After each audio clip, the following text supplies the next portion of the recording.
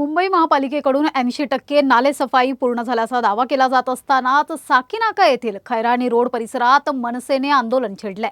नालेसफाई अपूर्ण असल्याचा आरोप करत मनसे पदाधिकाऱ्यांनी थेट नाल्यात उतरून ठिय्या आंदोलन केलंय।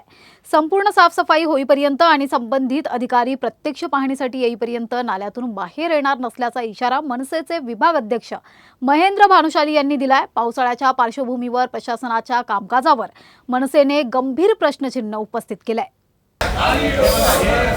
मुंबई महानगरपालिका हे सगळे येतात, आम्ही सांगतो तिथं महाराष्ट्र निर्माण सेनेचा महापौर उपमहापौर सांगतायत की नाले 80% साफ झालेत। मिठी नदी असू द्या, मोठे नाले, छोटे नाले। मी सांगतो फक्त 20% नाले साफ झालेत। ते पण महापौर येतात तेव्हा साफ होतात, उपमहापौर येतात तेव्हा साफ होतात, नगरसेवकांनी एखादी व्हिजिट मारली तेव्हा साफ होतात। परंतु आतमधले जे नाले आहेत ते 1% पण साफ झाले नाहीत। आता तुम्ही बघू शकता, आम्ही जे टेबल लावलेत हे अर्धा फूटवर आहेत। जे माती आतमध्ये त्याच्या अर्धा फूटवर आहे।